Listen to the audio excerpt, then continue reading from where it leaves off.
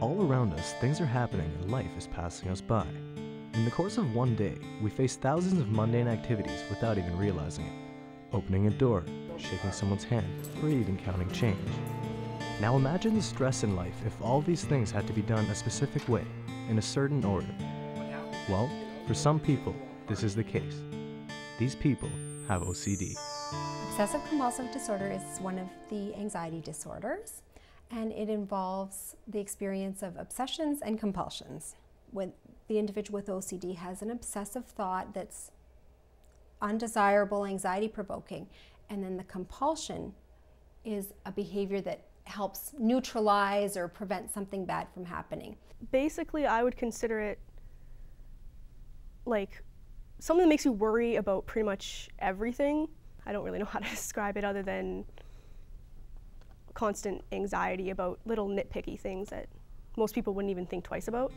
Aside from the anxiety, there are many common obsessions revolving around this disorder. One of the most common obsession is a fear of contaminants, so, compulsive cleaning of oneself or one's environment. So another common obsession would involve continually doubting, a fear of harm coming to oneself or to other people. So that obsessional thought then leads to compulsive checking behavior. They check to make sure the light switches are off, that they didn't leave the oven on, things like that. Other types of compulsions can be ordering and that need to have everything exactly symmetrical and lined up.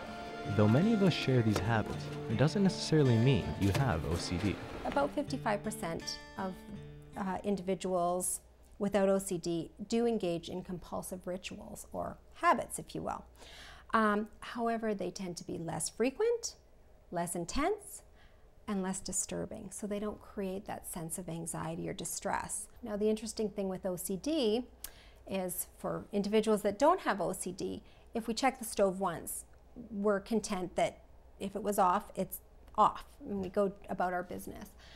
Individuals with OCD that have the checking subtype can check to see if the stove is off, see that it's off, walk out of the room, and then begin to doubt whether it really was off or not, and then they go back in and check again.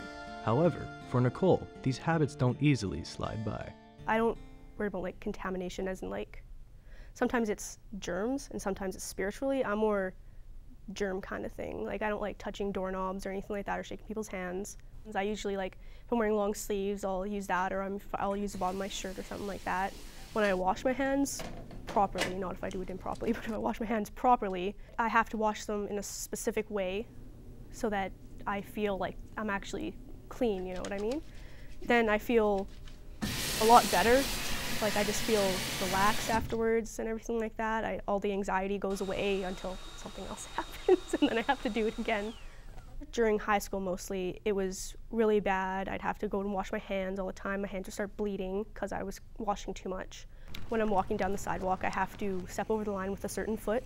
I would feel if I stepped with this foot, it would be one way. If I stepped with the other foot, it would be the other way. And I have to choose every time I stepped over a crack, which really slows me down when I'm walking. Now it's more generalized anxiety for me as opposed to actual consequences. I do notice though when I'm reading, I concentrate a lot less. Like if I'm reading while I'm walking, I concentrate a lot less on having to step the proper way over the sidewalk lines. So that helps me if I'm walking and reading. I don't go as slow actually. I'm a cashier at Superstore, and anytime I open a roll of pennies, I have to save the little ends of them and put them on my pinky. It doesn't make any sense and it's weird, but it bothers me if I throw them out for some reason.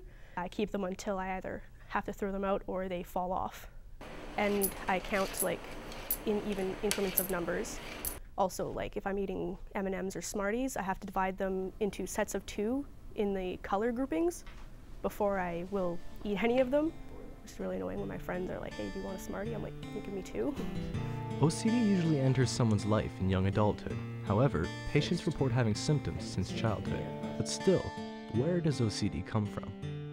Research does suggest that there's a predisposition, so certain people that are very sensitive or tend to have more anxiety in general may be more prone to develop OCD, and in about 1/4 of the cases there's actually a trigger. I was diagnosed with ADHD and I was a fairly rambunctious bad child. Like I would always get in trouble and being suspended and everything like that.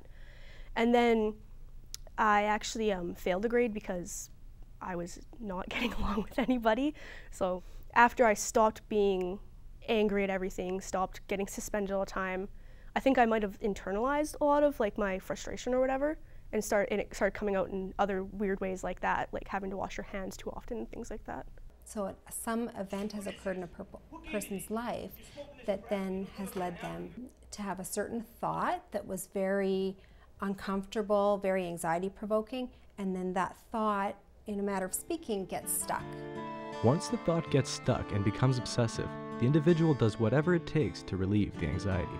Every time they have an obsessional thought and engage in a compulsive behavior, there's an instant relief and a sense of, okay, I've prevented whatever bad thing from happening. But then it will only be moments later and they'll probably experience another obsessional thought, and the cycle goes on and on. Mostly for me, it's like if you have an itch and you're not allowed to scratch it, it's slightly annoying at first and it just gets more and more annoying until you're like so frustrated that like no matter what, you're going to do it anyways. If it's something like shaking hands or touching a doorknob, I feel like there's germs all over my hand kind of thing, and it really grosses me out.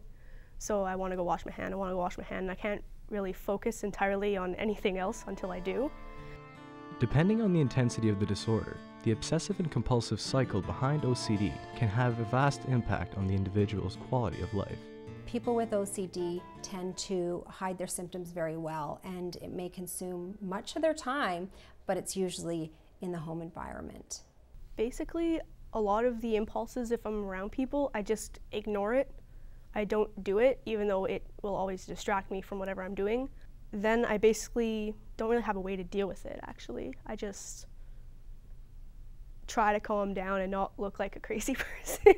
Some individuals that are very severe could be doing compulsions 10, 12, 16 hours a day.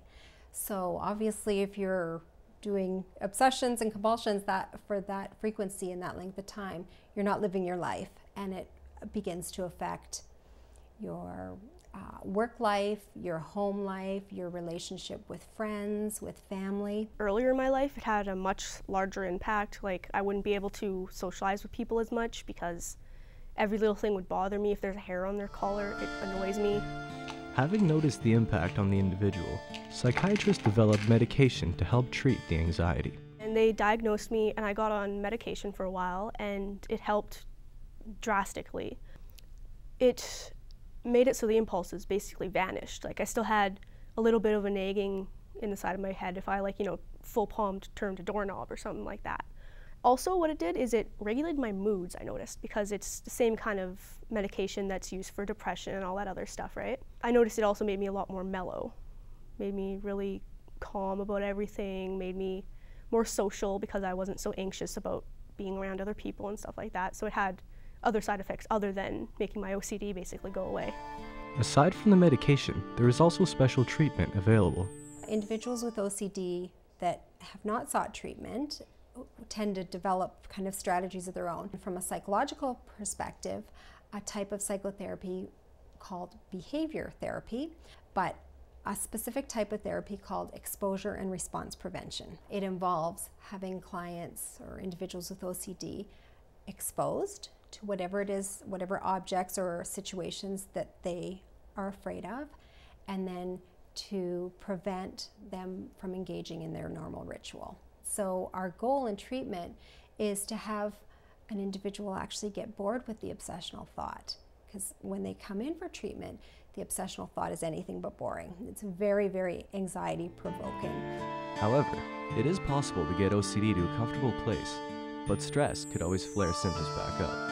So part of treatment, once we have the OCD under control, is just general stress management as well, so that they can keep their symptoms under control. The bottom line is, obsessive-compulsive behavior does exist, and it affects thousands of people all over the world. Therefore, as shown with Nicole and all the help available out there, it is possible to get OCD to a comfortable place and realize that those little nitpicky things aren't all that bad.